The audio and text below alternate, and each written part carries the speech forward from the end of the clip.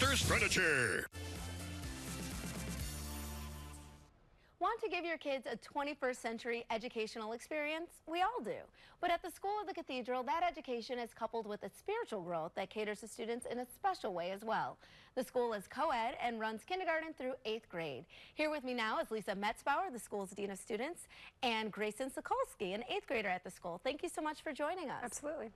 So students at your school are always trying to learn more and also become better people, which of course parents want for their kids as well. How does your school actually help achieve that? So because we're a K-8 school, we have the ability for our older students to be offered many opportunities for leadership roles. One of the things that we do is our middle school students, which is grades 6th, 7th, and 8th grade, are prayer buddies, where they're partnered up with our kindergarten, 1st, and 2nd graders, and so they lead them on their growth spiritually, where they attend Mass with them to help guide them in participating in Mass, and then they also are able to do some fun activities where they play games and do different activities that revolve around the holidays with the students to help them grow spiritually and then just guide them in their education. And also be good leaders. I love that you have these young kids and then the older kids still interacting, because a lot of times I feel like with schools, they just keep them completely separate. Right, and it's great for us to see the younger students when they get excited because they've seen the middle school students out on the playground or in the morning when they're entering the building. They always want to give them high fives, they hug them, they're very excited to see each other. Yeah, because the older kids are like little celebrities there, so that's great. And then tell me how it is for you being one of the prayer buddies.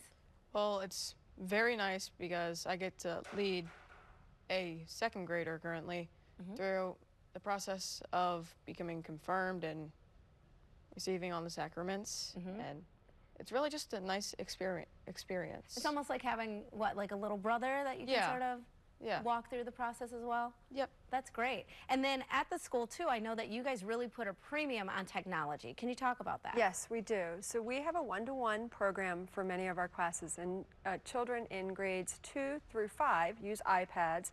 It's integrated into their daily curriculum.